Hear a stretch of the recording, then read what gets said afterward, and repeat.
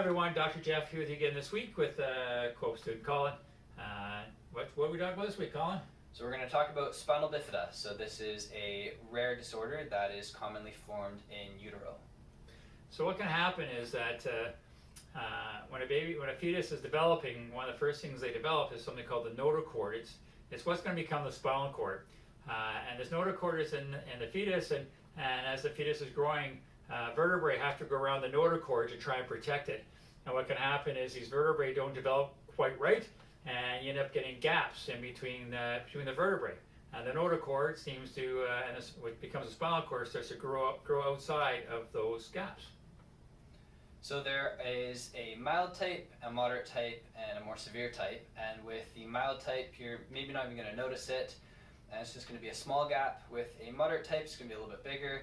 And with a severe type, you can even have a fluid building out of the spinal cord, which can cause massive damage to the nerves.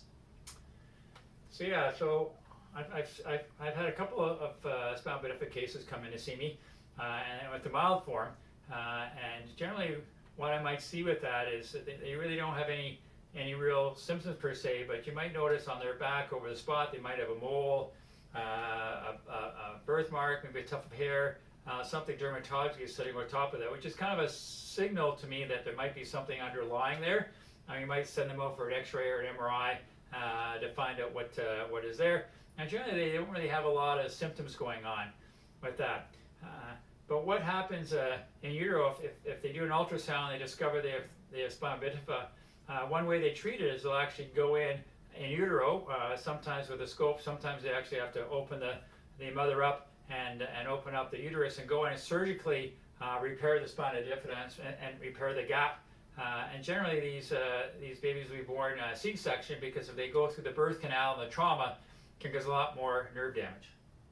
So for people living with spinal bifida, the main focus is trying to keep them active and rehab. So I had a case in a nursing home where an individual with spinal bifida was walking and then progressed to a scooter and then eventually ended up in a wheelchair. And throughout this time at the nursing home, we were just trying to keep her active, keeping her legs moving, keeping her feet moving, and just trying to help prevent atrophy of the muscles. So spinal bifida is pretty rare. As you mentioned, it can go from a very mild form, where people may not even know they have it, to a moderate to a major form. Major, generally these people will be paraplegic. They'll have no bowel or bladder control, no feeling below the legs. There's not a lot we can do with them except try and keep as much function going as possible. With the moderate kind, this is kind of the kind that Colin probably had at the nursing home, that they're generally able to walk, sometimes with assistance with canes. They have some bowel, bladder issues possibly, but maybe not. And again, these people are ones that, again, rehab is very important, so we try and keep them functioning as well as we can. One way to try and prevent spina bifida is the use of folate. And pretty well any OB or midwife or family doctor, when they're talking with a female patient who's thinking about getting pregnant, will kind of mention they get on folate as soon as possible. Folate or folic acid, B9, is very important during pregnancy for development of the fetus's nervous system. So very important that you get on folate or folic acid if you're planning on getting pregnant. So as always, leave a big thumbs up.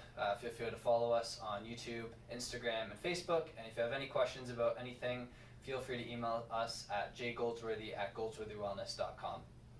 And of course, here at Goldsworthy Wellness, we've always got your back.